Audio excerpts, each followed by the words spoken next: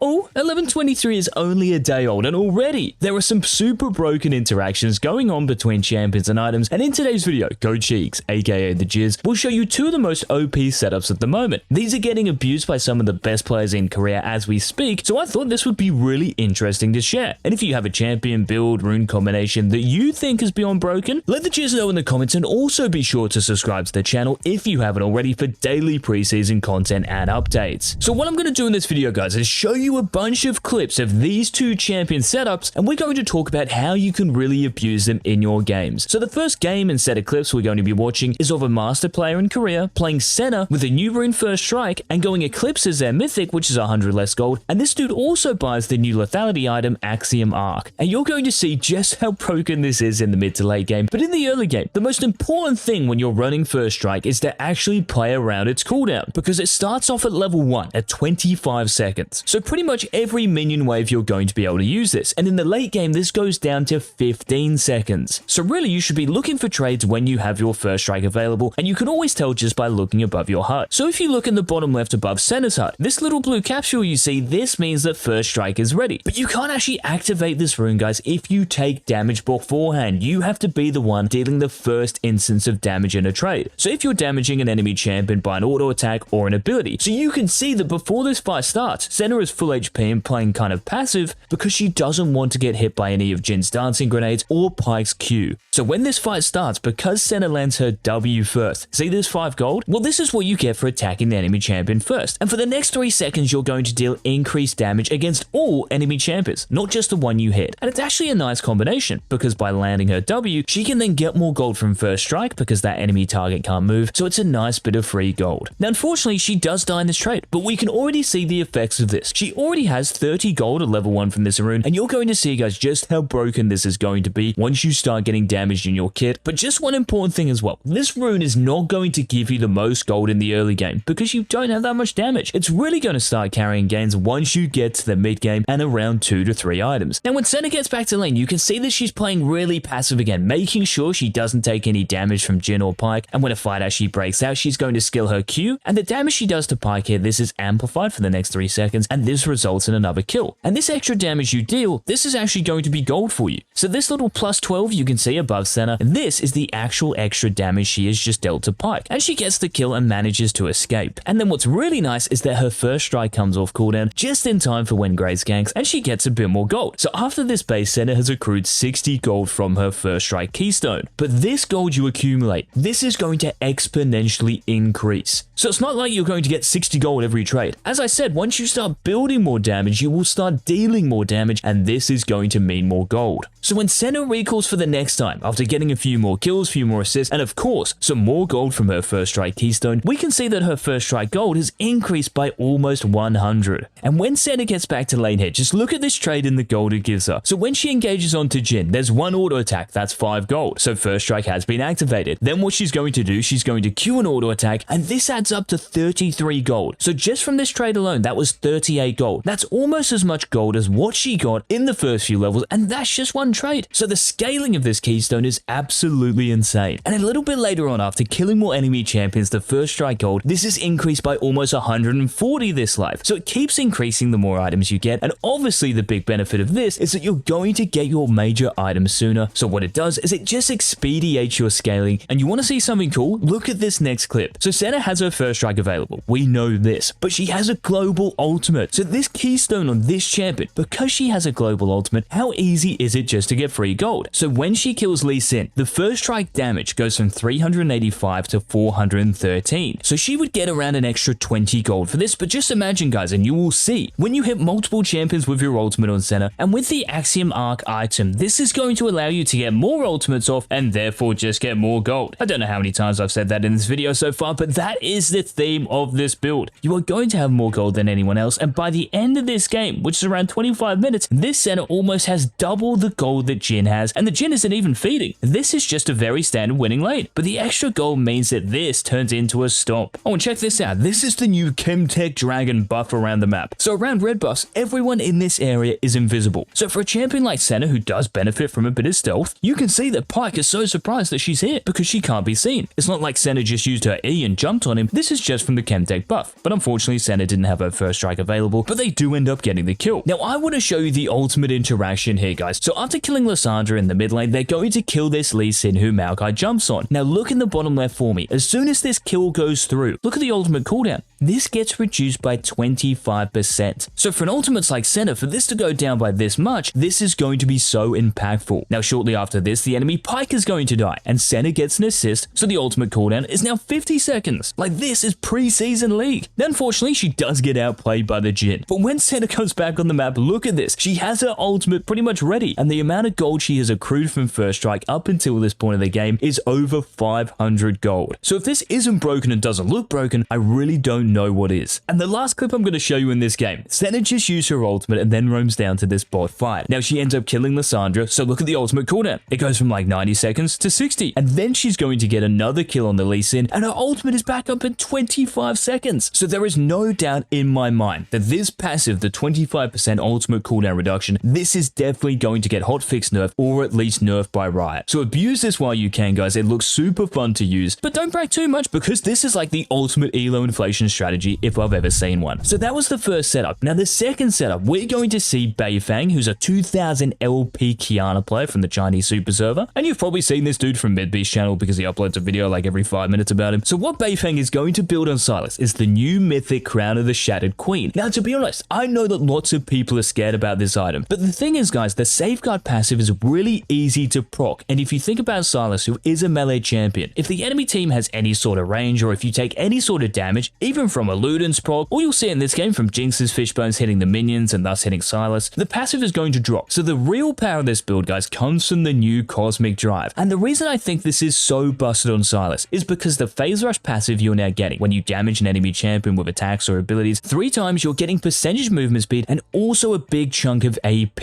Now what's crazy about this, I'm going to show you in a practice tool. Now you can see that when I have this Cosmic Drive passive on me, so the movement speed and the extra AP, you can actually keep this going indefinitely if you just damage an enemy champion. So if I reset it by Qing or Wing or Eing or auto attacking this dummy, I have permanent access to that movement speed and the extra AP, and this is so broken on Sylas because he has such low cooldowns, and of course this would definitely work on other champions. And watch this clip from Beifang. He has the Cosmic Drive passive for like 10 seconds in this fight, and for more mobility and movement speed on a champion like Sylas, it just makes him even more threatening and OP.